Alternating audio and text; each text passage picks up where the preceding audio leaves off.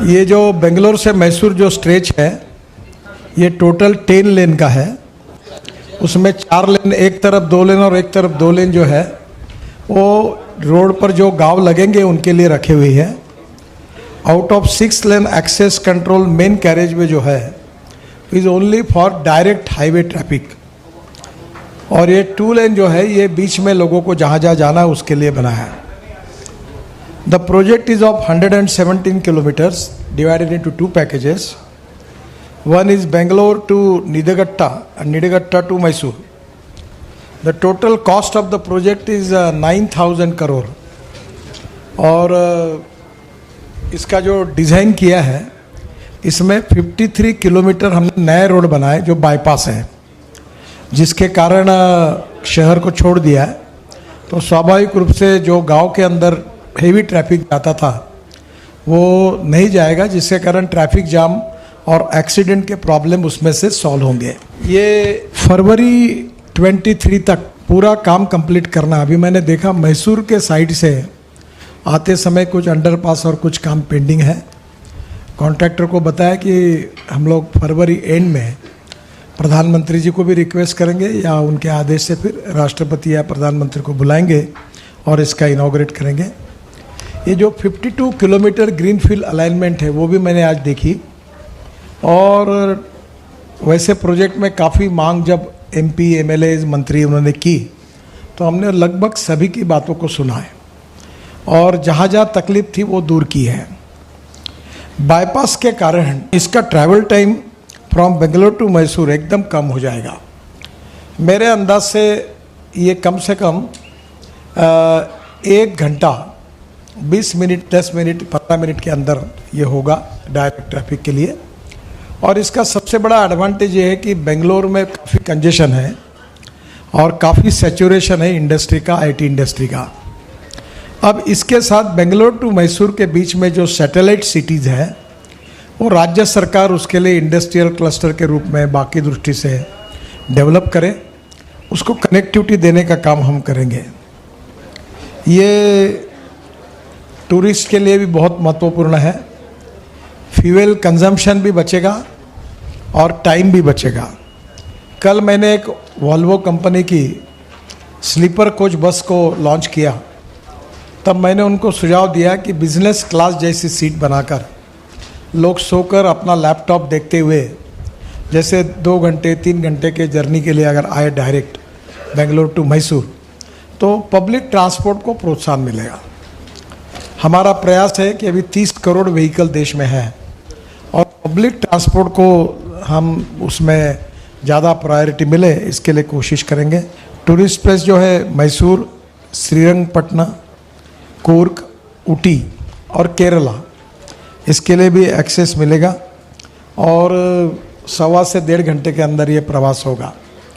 इसमें हमने road side amenities में भी अच्छे एक्सपेरिमेंट किए हैं।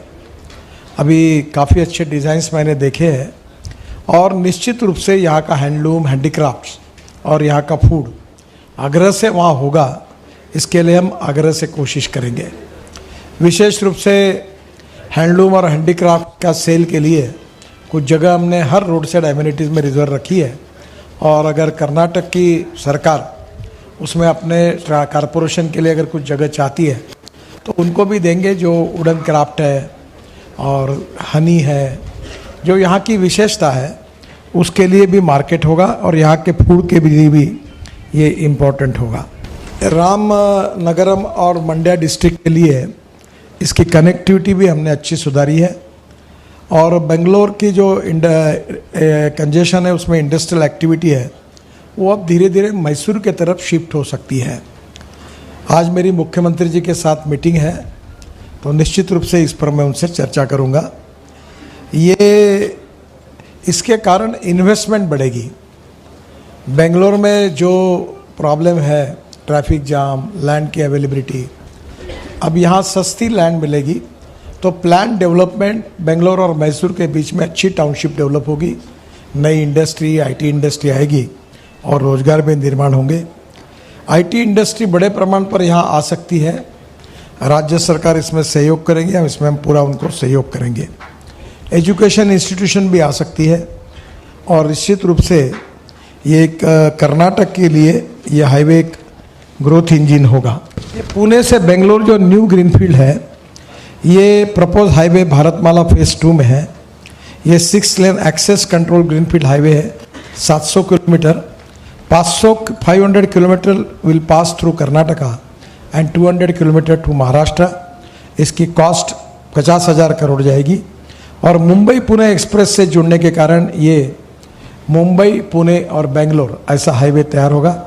और बेंगलोर चेन्नई एक्सप्रेस हाईवे को भी इसकी कनेक्टिविटी होगी, तो इससे चेन्नई जाने के लिए भी आसान होगा। It will increase economic and industrial activity in developing districts of north Karnataka, Bijapur, Bagalkot, कोपाल and Gandak. तो ये बहुत ही इम्पॉर्टेंट है।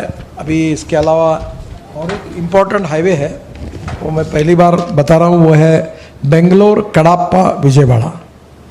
ये भी बहुत इम्पॉर्टेंट है। The 342 kilometre long Bangalore Kadapa Vijayawada greenfield access control corridor connecting the two major cities of Karnataka and Andhra is being developed at a total capital cost of 14,000 crore.